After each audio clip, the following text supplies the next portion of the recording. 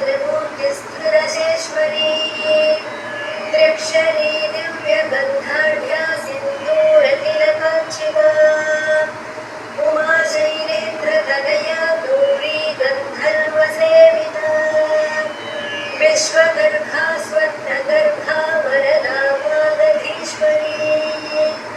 ध्यानगम्या परिच्छेद्या ज्ञानदा ज्ञानविग्रहा सर्ववेदान्तसंवेद्या सत्यानन्दस्वरूपिणी लोपामुद्रार्चिता लीला क्लुप्तब्रह्माण्डमण्डला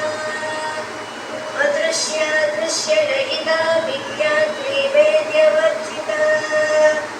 योगिनी योगदा योग्या योगानन्दा युगन्धरा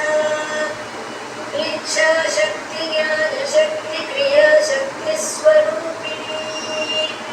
सर्वाधारा सुप्रतिष्ठा सदसद्रूपधारिणी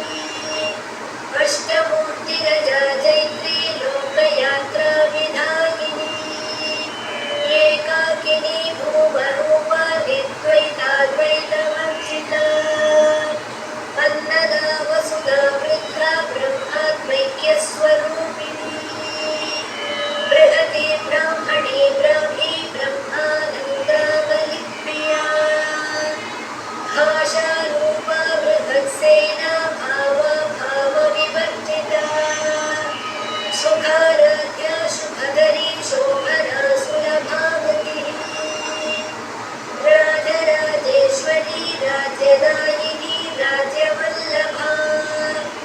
राजकृपा राजपीठनिवेशितनिजाश्रिता राज्यलक्ष्मी कोशनाथा चतुरङ्गबलेश्वरी साम्राज्यदायिनी सत्यसन्धा सागरमेखला दीक्षिता दैत्यशमनी सर्वलोकवशङ्करी सर्वार्थदात्री सावित्री सच्चिदानन्दरूपिणी